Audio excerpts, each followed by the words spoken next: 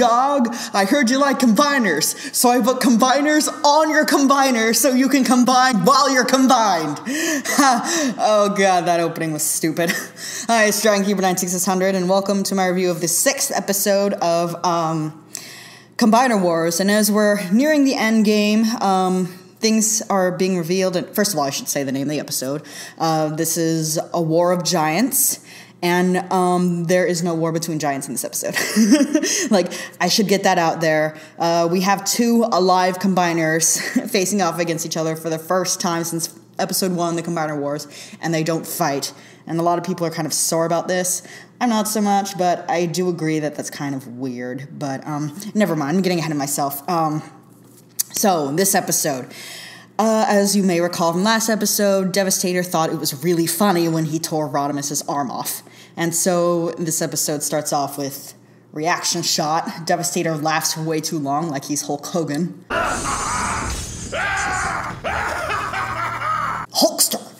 And then Optimus says, in the most disinterested tone ever, Rodimus, no! No, stop, come back. And there is my weekly quota of talking about voice acting. Well, almost. I'll probably talk about it a little more later. So, after that apparently emotionally distressing display, Devastator runs rampant, and the council decides we have to use the Enigma of Combination now. Like, we can't wait anymore. So they go up, they activate it, and Rodimus goes to get it, but it zaps him because I guess since he's missing an arm, and it won't let him use it if he's missing an arm for some reason. I don't know. Okay, and then Mistress of Flame can't use it because she's Camion, and apparently this is something we've learned for the first time this episode. The Enigma does not work on Camions. So guess who that leaves? It has to be you. You have to order the combiners to stop. Yep, Starscream gets the Enigma all to himself, and it goes about as well as you can expect.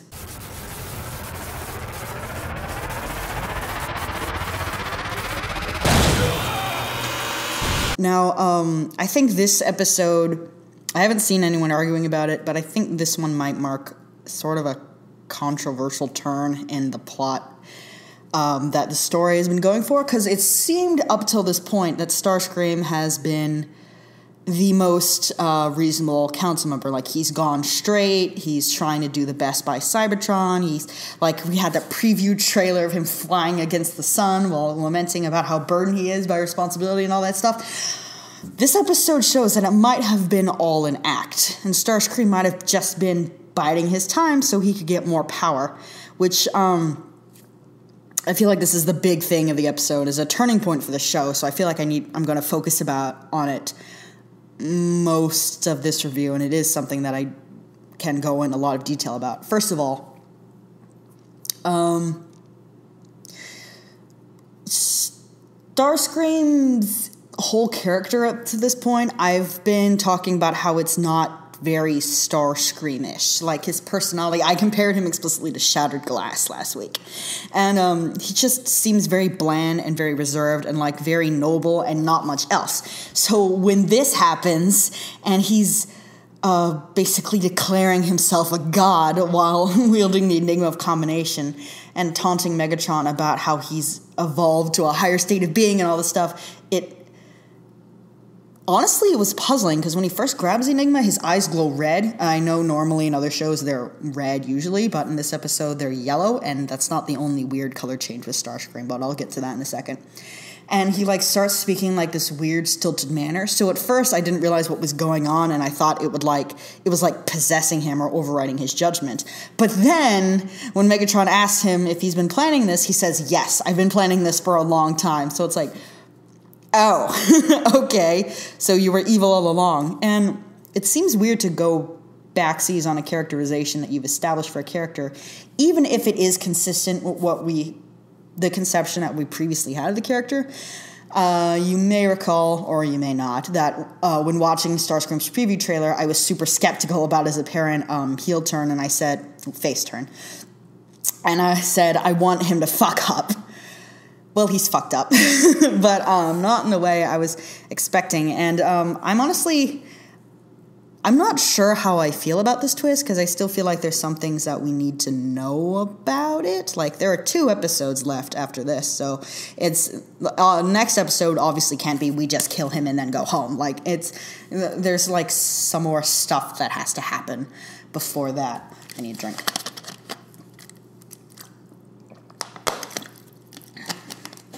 But basically, the thing is, when you're doing a character who seemed good was evil all along reveal, it can come across as kind of underwhelming to the audience, because we basically are working under the impression that everything we knew about the character was a lie. When I talk about this trope, the example I like to use is Hans from Frozen, which is a movie everyone has seen, so I don't feel bad about talking about it without reserve.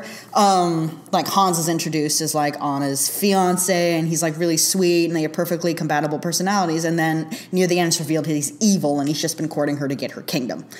And, I remember that moment where he leans in and tells Anna, "Oh, Anna, if only someone loved you. If only someone out there loved you." And I remember the audience I was sitting with went, "Ooh," out loud. And it was kind of a striking moment, but it was also a little disappointing, because it felt like we actually have been wasting our time by getting to know this character in a way, because everything we knew about him is false. And yes, there was foreshadowing to his heel turn, but it was like, it's something that you can't get on a first viewing. Sometimes movies having twists that make them better through rewatch value works. In this case, it didn't, because basically Hans was faking everything about himself. His personality, his likes, how well he got with Anna, it was all, like, catered. And when you do that, it kind of makes certain considerations kind of just go away. Like, in the case of Combiner Wars, Mistress of Flame's criticism of Starscream, "You shouldn't be talking about murdering other Transformers," becomes totally valid because he's evil. Like, we don't have to take him seriously because he's evil now.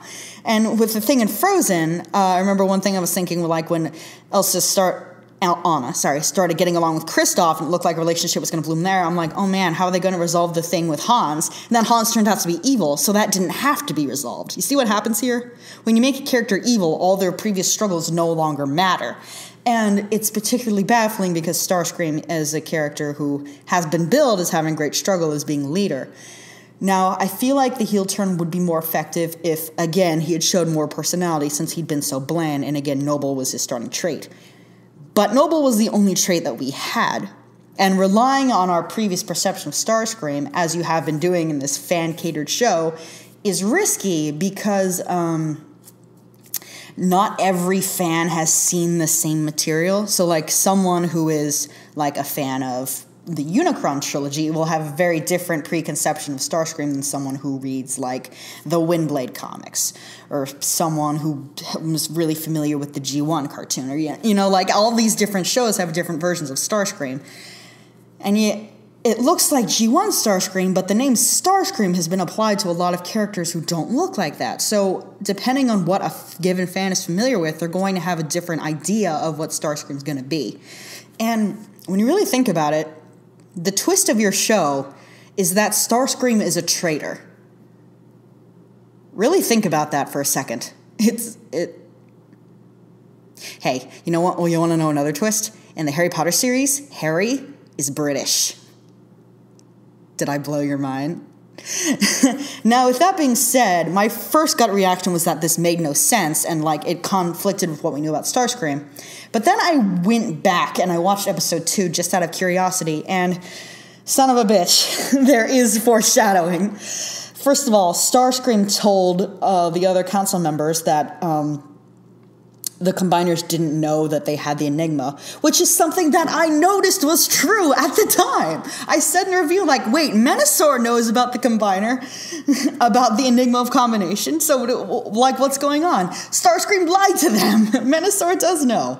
And Starscream was the one who sent Computron to communists to get Menasor so that they would both die.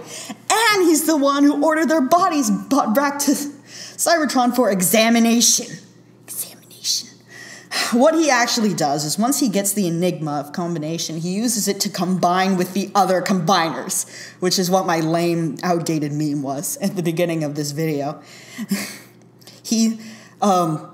Menastor and Computron become the right and left arms. Devastator becomes the right leg, and Victorion, who is here now, by the way, becomes the left leg. And, he had them brought here so you could use the Enigma and fuse with them.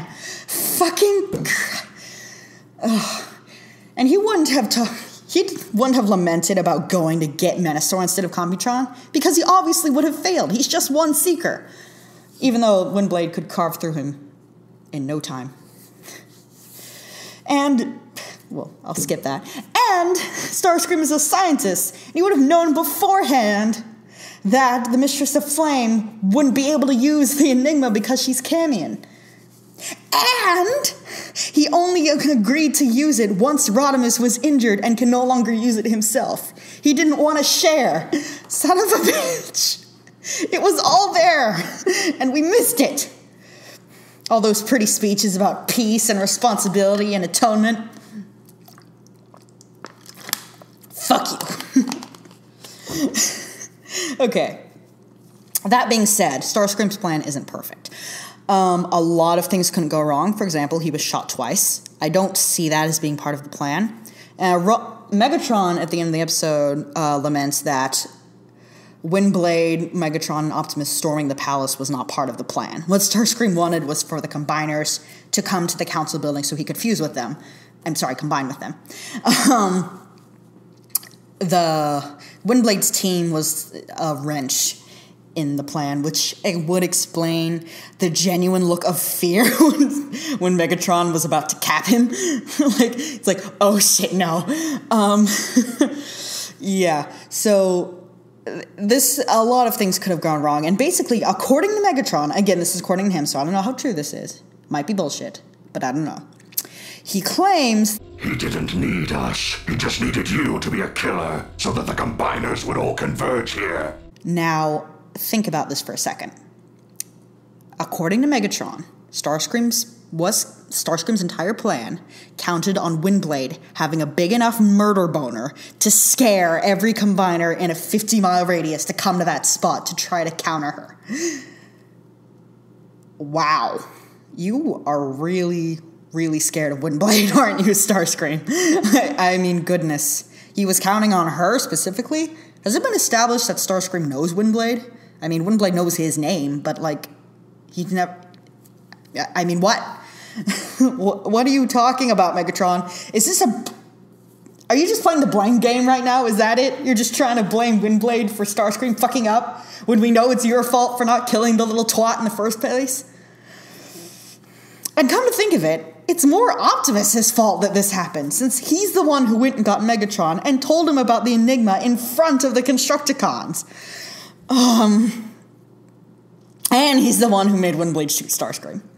Now, I feel like this plot twist with Starscream could work even with the preview trailer and what we know about the character if they played it like a sort of well-intentioned extremist kind of thing, to use a TV Tropes term. If he was like the line right before you use it, when Rodimus says, and will probably regret it for the rest of his life later, Starscream, it has to be you. You've earned my trust, Starscream. He says that word for word. Do the right thing. End this war. Those words, do the right thing, are what Starscream replies with, I will. And then he uses the Enigma and turns himself into Super Kamehameha Combiner. I need to stop saying that. So it could be that Starscream feels that becoming ultra-powerful is the only way to establish long-term peace. Oh, they want to fight? They want to kill each other? Well, they can't fight on their knees. And that might be it. And this turn could work if that's the direction we're going with. Starscream can't do something right without turning it into a massive destructive thing. If it wasn't just power for power's sake, but he was actually doing this because he felt like it was the right thing. And that everybody, the other council members couldn't be trusted to know what to do or that he just wanted to take it upon himself because he's a megalomaniac. But I feel like that would be the right way to go about this. And we don't know Starscream's motivation at this point. We're just going to assume that he's doing it because he's Starscream and he kind of can't keep his fingers to himself. Hopefully it won't stay that way, but I'm not sure. I don't know. I'm really unsure about a lot of things with the show. I never can tell, especially with this twist. I never can tell if something is an intentional choice or just a writing gaffe. It's so hard. I'm still not sure entirely where we stand with this. Speaking of, one more thing I want to note about Starscream is this is really weird, and I checked Tumblr and nobody else has noticed this but me, or at least nobody else is talking about this but me, but like Starscream's wings are a different color in this episode than they have been in the previous 5. Like, all throughout the past 5 episodes, up to the very end of Homecoming, Starscream has had white wings with the purple insignia on them, right? This episode, they're black. For no reason.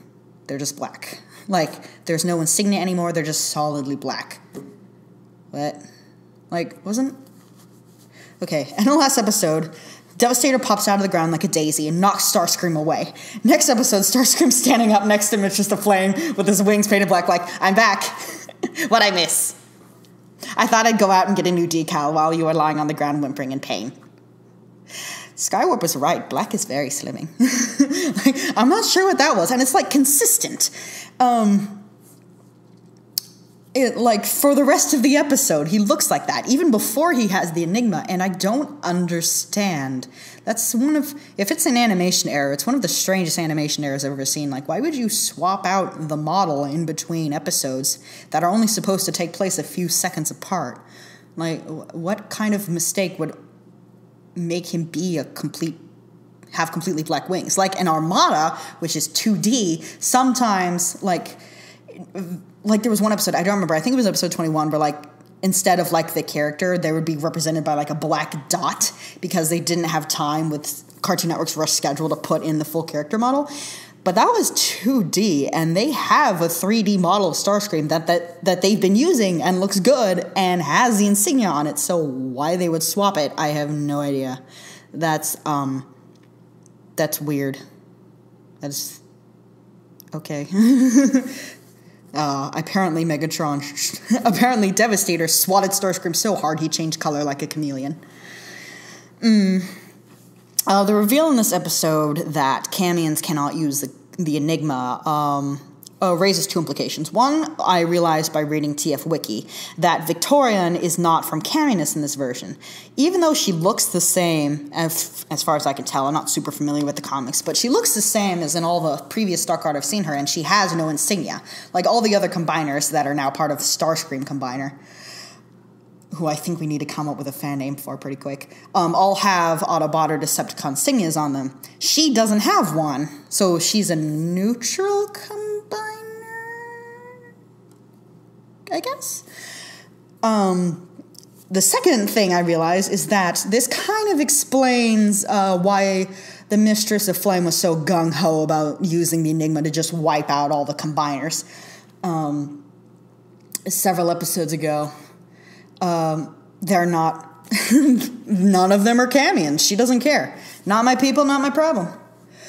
Oh, the Mistress of Flame is the worst. She is terrible. I guess this episode also explains why Starscream put his foot down to the killing all the combiners idea. He can't combine with them if they're dead, except he can. So, wait. Yes, he can, so... oh, well. I don't know. So, as I predicted, I talked about Starscream for a long time. Let's talk about Devastator and Victorion. Devastator, this episode, says something pretty interesting to Megatron, which is, first of all, Megatron orders Devastator to stand down.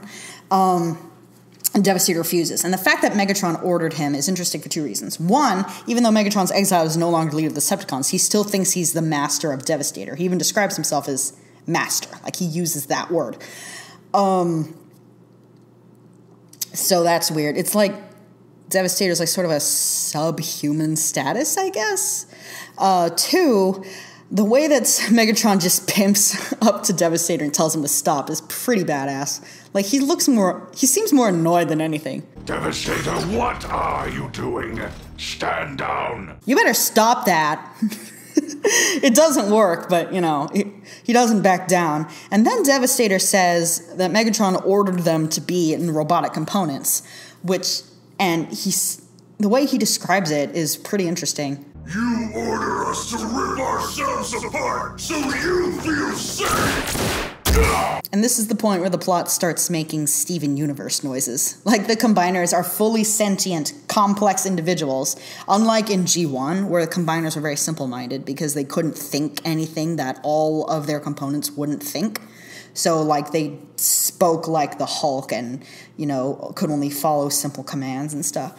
Whereas in this, they seem to be complete people who feel incomplete when they're split apart. I really wish that had been explored more. Like, it really bothers me how much the Combiner Wars has not been about the Combiners. It's been about everybody else figuring out what to do with the Combiners. Also, Victorion's entrance is really rushed to me. Like, we know how Computron and Menasor got to the Council building. We know how Devastator got there. What's Victorion doing here? She literally just shows up out of nowhere like, hello, friends, I am here. It's like, oh, there you are. And it's especially weird because Victorion is one of the 4 characters who got their own preview trailer before the show aired. Obviously, the other 3 were Starscream, Windblade, and Optimus. And all 3 of them have been major characters. Victorion, though, and her trailer was really pompous, too. Like, it was her floating in space bragging the whole time, basically declaring her to be the bringer of peace to Cybertron because she's a Combiner and Combiners represent harmony and all this shit. It's like, no, you are not the bringer of peace. You are left leg. Shut up and be left leg. And I think there's something a little entertaining about the pompous way she talks. Where is the Enigma? It's mine! The future of our people in your hands? I think not. He's literally like, the Enigma is mine, and she's like, not on my watch. It's kind of funny, I guess. How convinced of her own heroism she is. Defiler, I'll cut the Enigma from you! It would be more impressive if she actually got the chance to fight Devastator, but she lands one blow and then they cut away. And that's a primary problem with Combiner Wars. The whole point of what the characters are trying to do is prevent violence. They don't want to see violence. The audience does. Like, it's Transformers. It's the word wars is in your title and in the title of your episode. Like, we came to see blood. We didn't pay to see blood because this is online. But violence is what we want to see. So when you skip out, and this episode is 6 minutes. It says on Go90 that it's 7 minutes. It's not. It's actually 6 minutes, but that's 1 minute longer than previous episodes. You can make it a little longer and have Victorion and Devastator throw each other around a bit. I mean, yeah, it would have destroyed the city, but it looks like the city is going to be destroyed by Starscream anyway. So, like, don't waste time with or do waste time with fighting. Like, I know that'll cause the plot to grind to a halt, but, like, do it. I mean, not every case of the plot grinding to a halt is bad in a show. Like, if something entertaining is happening, like, that's basically the principle that musicals are founded on. Like, not every musical number is going to be plot relevant, but they are supposed to be fun and keep our attention. And so stopping the plot for them is not always a bad thing. It sometimes is, but not always. So stopping the plot for a fight is another, I think it's called anti-narrativity, where something happens in a story that isn't part of the narrative. But it's not always bad. Like, we could use a little fight, even if they both get absorbed by Starscream. It'd be cool to see. Really cool to see. Especially since Victorion got such major billing and has done nothing but be a leg. And yell. And hold a sword and then drop it. So, that's cool. I guess I should talk about the fight scenes a little bit. The fight with Devastator at one point is, like, fended off by Windblade, Megatron, and Optimus. And for someone who is able to cut through a combiner with a single slice, she seems to have trouble with Devastator. And I did read, like, weeks ago on TV Tropes that in the Combiner Wars comic, Menasor was actually one of the weaker combiners. He wasn't so weak that he could be killed by Windblade, but he was one of the weaker ones, so I guess it makes sense that Devastator would be more sturdy, I guess, but it is kind of weird. There's one shot I particularly love where, like, Devastator swats Optimus away and he just lands on one hand and then gets back on his feet like, alley-oop. It's like an acrobatic move. It's pretty great. There's also another bit I like where Devastator, while charging at Victorion, smashes right through the big screen that the Council projects themselves on. And that's pretty cool. And I feel like a lot of the fight scenes are cooler in this show where stuff gets broken. Like Menasor wading his way through the floor on Communist, or Devastator popping up from the ground like a Jack-in-the-Box, or breaking through the screen, like, wreck the set a little bit. Not only is it hard to do with animation and therefore more impressive, but it's also, you know, it makes things seem bigger. It's the same reason I like the fight scene in the Champ in Transformers RID, because, like, the stadium got broken and people were, like, running out into the street as, like, tall towers collapsed and stuff, and it was, you know, it makes things seem heavier. Obviously, it can be done to excess in some cases, Man of Steel, but, you know, even in that case, it was still cool to see, like, spectacle, baby. There are, like, I've talked about Starscream's weird stilted speech pattern when he's using Enigma. He, like, talks more slowly and kind of creepy. But I had no idea all this power would be so satisfying. Ooh. I think that line made me infertile. It's don't say things. And he's been a pretty standard, I mean, not standard, but very G1-ish Starscream up till now. And those lines of, like, that slow deliberateness, because, like, you know, Starscream, I mentioned this before, is known for his impulsiveness. That's what sets him apart from a schemer like Steeljaw. He kind of lashes out at people on the spot instead of slowly planning to backstab them. And so hearing him talk like that is weird, and it's what made me think that maybe his mind had been addled by the Enigma, even though I don't think that's what they're trying to get across. But then, Megatron, I love Megatron's reaction. First of all, I'm always going to talk about, probably for the next 2 episodes as well, how much I love what Megatron does, because he's a delight. And I love his reaction to Starscream grabbing the Enigma. It's like, huh. Like, wasn't expecting this, but he's also not surprised. Like, I don't know if that makes sense, but he's like, oh, you did that. Nice. Like, Megatron does this thing where he, like, seems like he's not mad, but he claims that he's really mad. Like, when he says, way back in Unforgotten, when he says, I hate you with all my heart, Prime, I was like, do you really? Because you seemed really happy to see Optimus. So he's like, Megatron is this type of guy who seems to smile at people he hates a lot. And, like, after, when he sees that Starscream has grabbed the Enigma and says, I should have killed you a long time ago, while smiling, and then he says this. Stars will bloom and die before I'm done killing you. So awesome! I'm sorry, but that might be the best line in this whole show. It was, maybe it didn't make any sense unless he was going to fall in the Sarlacc pit from Star Wars, but oh dear, it was cool. I guess I should talk about the actual Enigma, since it's the first time we've seen it in action. It was a little cool the way it sort of descended and, like, reformatted to, like, this weird Star Foxy, like, diamond shape. But the effects when Starscream is using it are beautiful, but a little much. Like, literally these rainbow rays of light come out of his hands and envelop the combiners.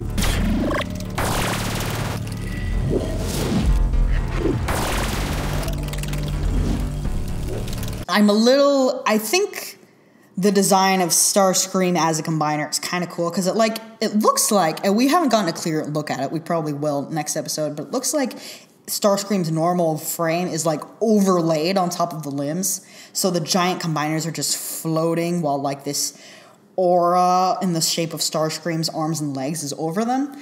And it looks nice and very bright and pretty, but I can tell it would be hard to actually like make the combiners into limbs to combine onto a bigger thing. Like, that would be insane. So I feel like that's kind of cheating, though, in the design ring to have it be held together with light. But, you know, it's sort of like a complaint a lot of people had with Age of Extinction with the KSI Transformers, who, like, instead of transforming with a complex sequence the way that, like, the normal Autobots and Decepticons do, they split apart into nanobites, swirl through the air, and remorph. I thought it looked cool. Other people thought it was cheating. Because, you know, it wasn't as intricate and was probably cheaper to do, though I'm not sure. Particle effects tend to be expensive, but whatever. I've never animated in 3D before. But, yeah, it was a bit much. I kept humming Hopes and Dreams in my head while seeing all the rainbow, and he makes himself into a god and towers over everyone. It's very Undertale-ish. One quick criticism I want to wrap up the show with is a lot of plot points and a lot of character moments I've speculated on. Like, I speculated that about the Mistress of Flame not caring if combiners are destroyed because they're not Camion. And I've speculated about Megatron's personality traits. I've speculated this plot point and that plot point, all this stuff. And there is a point where a show treats their viewer too much like an idiot, but there's also a point where the show doesn't show enough. And I feel like you can't tell a story purely through implication.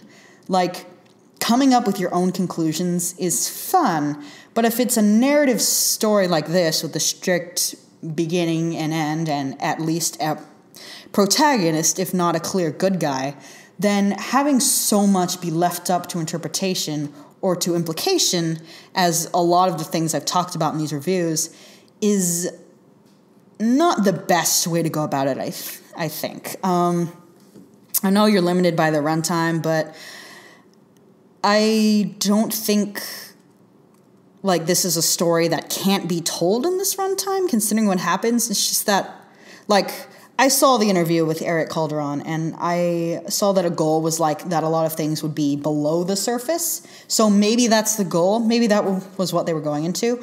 But I think you can understand why some viewers would maybe lose patience or maybe see the characters as bland, because if all their character traits are beneath the surface, then on the surface it's just still water, and that's only interesting to look at for a few seconds before you check something on your phone. Like, not everyone is going to review the show like I did and look deeply at all the dialogue and all the characters. And again, don't write the dumb show for dummies. Like, don't be Michael Bay. And if you want to do a show like that has depth and has thought, like, you know, Ernest Hemingway always said that, like, his works are like icebergs because only 10% is above the surface. But doing that for Transformers is risky, and not everybody has the patience for it. So if you're going to make that choice, understand that. Okay, I think that's all I have to say. I could probably say more, but these reviews, I went on for way too long last episode, so I'm going to stop. I think I've said everything that I could say. I'm hoping they'll do the thing with Starscream that I said, but even if they don't, I'm hoping for something interesting, and they haven't had the best record with fights with combiners. The fights with the normal-sized Transformers have been good, but I hope that whatever they do to get rid of Starscream will be pretty awesome, hopefully. They still haven't explained what was up with that weird voice Windblade heard at the council building last episode, so maybe that'll be a plot point, but we got 2 episodes left, and then we're done with Combiner Wars, so probably the next 2 episodes will define how people think about the rest of the series. But until that time comes, it's Dragon Keeper 96600 signing off. I will.